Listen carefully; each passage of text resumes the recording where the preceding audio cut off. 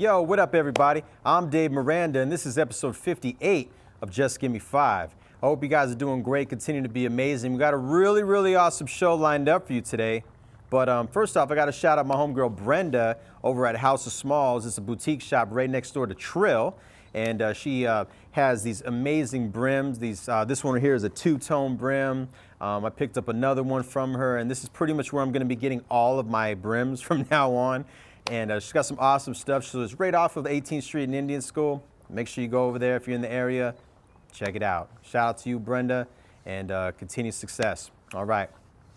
But if you guys caught episode 57, you saw we had none other than Natasha Castles on. And let me tell you, that girl is a gem right there, man. You know what I mean? She's been putting in work out here for so many years, you know, and she continues to thrive through everything, you know, and I just feel like so much greatness is coming in her future. And it was really awesome to have her on the show. So shout out to you, Natasha, and make sure you guys watch episode 57. All right. But today's guest is someone who has been making noise in the radio industry for many years now. I mean, this guy has the #1 English-speaking Latino-hosted radio show in the country with over 5.1 million listeners a week. We're going to talk about how he hosts a pop culture show that's actually here in Phoenix from Complex. And we're also going to talk about how he got his inspiration to be in radio and much more. So ladies and gentlemen, without further ado, I present to you Tino Cochino. Hey, what up? It's Tino Cochino, and all I'm saying is just give me 5.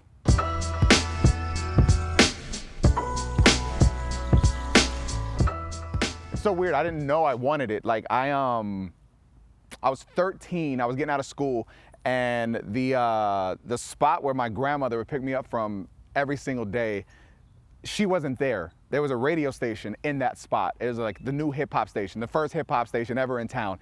And I didn't know where she was. I didn't know what to do. So I was like, well, let me go here. And if anything, she'll come here. And so as I'm standing there, I'm just watching everything. They're having such a good time. And it was just this energy, and you could feel the music. And like I said, this was my first time experiencing just an all hip hop station. Before that, it was like, you know, a little bit sprinkled in, but you got Backstreet Boys and stuff like that all around it. And this was just my first like full like hip hop experience. And I was just kind of enamored with it. She was parked next to the station for the entire time. But I just didn't notice her because I was so just, you know, intrigued. And so she sat there. She never called me over. Finally, I noticed that. I walked over and we took off. And I remember she changed the preset on our, you know, dial to that station. Yeah. And for whatever reason, something in her decided to, every time we heard that station was going to be live somewhere to do a live broadcast, remote or whatever, she would take me. And she would literally park next to the van and say, get out and talk. And I was the most socially awkward person. And I would literally just stand there.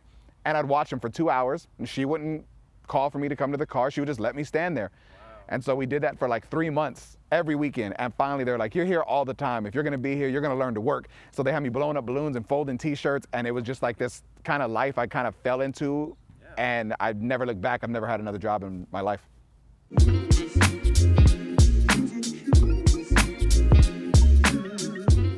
The crazy thing is, I don't remember everything about the first day on air. You would think that I did, but at first I didn't really care about being on the air. I was more so into like the actual DJing, you know what I mean? I was carrying crates for, who's still like my brother, shout out to DJ Scooby Jones, man, that's my family. He taught me how to, you know, DJ, and this was before the days of Serato, obviously. Like I said, I'm going to the post office to steal milk crates and mailing crates so I could, you know, start my collection. And so I was carrying his crates into the club and stuff, and that was what I really got into initially.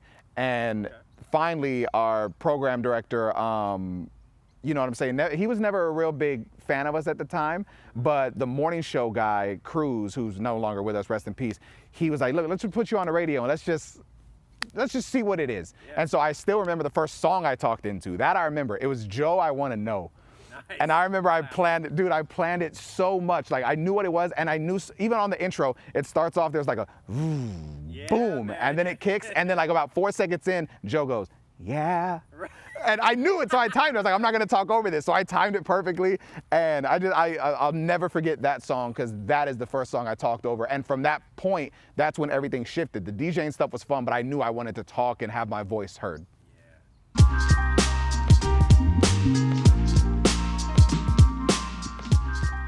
feel like every time I'm ever asked a question about a great interview, Ice Cube always pops in my head. We've had multiple conversations, which is a beautiful thing. And it's just, what I love about it, I love it for so many different reasons. One, he's an icon, right? He's a legend, not just in music, but in acting and in activism and in so many different things. He's just this amazing human.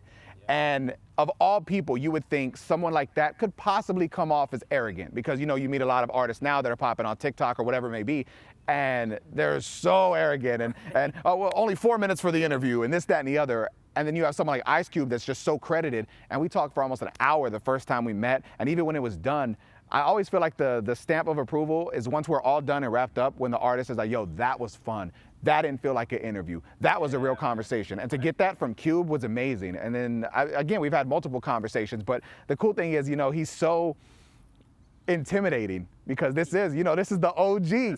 And it's just like you're kind of sitting there trying to be in the conversation, but at the same time, you're still thinking like, what is going on? Like in that first conversation, we talked about his relationship with Dr. Dre, about how his relationship with his wife has lasted for so long. Yeah. We talked about NSYNC versus the Backstreet Boys. So many random different things that you wouldn't think Q would talk about, and he's laughing in it and having a good time. And I just feel like we covered so many different things, and he was so genuine, and someone, again, of that level doesn't have to be that kind. And when you see that he is, you understand why he is as successful as he is. So Q, without a doubt.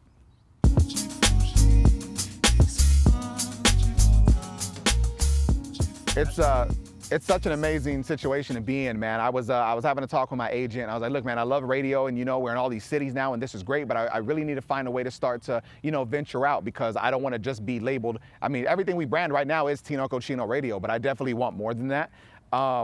And after I had this conversation with him, I want to say a week later, he reached out and he's like, bro, I got this potential opportunity for you to host a show for Complex. It's a lifestyle-driven weekly pop culture show where literally we just tap in for 2 hours. I'm on every Monday and Friday, and it's on their Twitch channel. And we were the first show to launch for Complex on their Twitch channel, which is crazy. So in a sense, it's Complex history. And yeah, we just talk about any and everything that's going on, pop culture, current events, sports, whatever it may be. And then we have celebrities come in. It could be anyone from Theo Rossi, who was just behind the scenes Gene in Netflix's True Story with Kevin Hart, who was just such a phenomenal all over the place interview. We talked about mental health and being hydrated and success and failures and so many different things, to, players from the LA Rams, to whoever it may be. It's just such a fun show. And I think the coolest thing about it, aside from the celebrities and the fact that Complex is one of the biggest, media companies in the world, I get to do it from Phoenix, which is just crazy. I don't even think people understand that the entire show is based here in Phoenix. But it's also about the viewers, because since it's on Twitch, it's all about the chat. So when you tune in, it's not just me interviewing the artist. You get to ask your questions. You throw them in there. You're part of the conversation. So it's really just this interactive experience that I kind of think is like no other, and it's an honor to host it.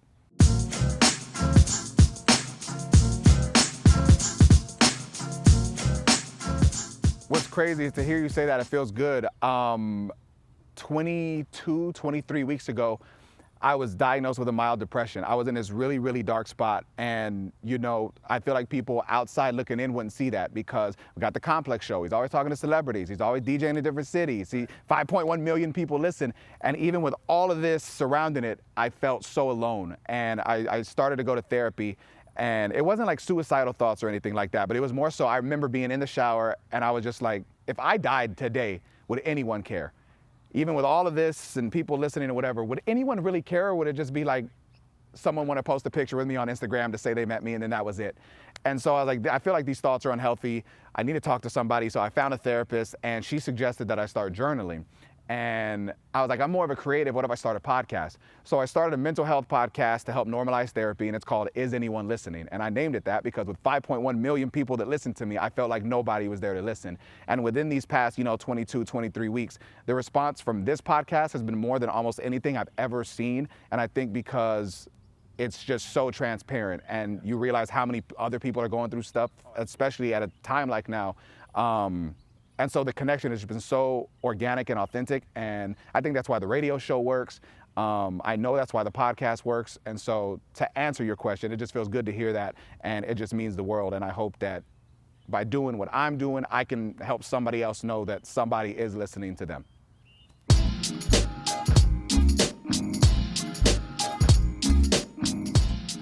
Obviously, shout out to you guys for having me. Just give me 5.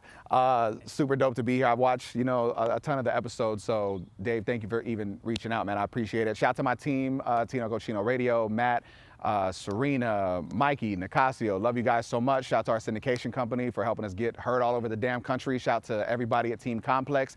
Shout out to my amazing girl for supporting. And just shout to everybody that watches this and listens, and maybe new fans and new listeners. Welcome to the Tino Cochino Radio world. Much love. Bye. And there you have it. Man, nothing but love and respect to my man Tino Cochino. I've known Tino for a long time. He's always been a supporter. I remember when I had my Dave's World album release party back in the day, man. He slid through, showed love, just always been a good guy, man. It was really an honor to have him on the show. Make sure you guys are following him on social media. Shout out to my brother Jimmy Nelson on the camera. Make sure you guys subscribe to the YouTube channel. Tell a friend to tell a friend. All right. And if you like what you've been seeing here and you want to donate to the cause, feel free to hit the Cash App as well. Greatly appreciated. All right. Well, this was another one for the books. I hope you guys enjoyed it as much as I did. And until next time, stay tuned, stay blessed, stay healthy, and just give me 5, y'all.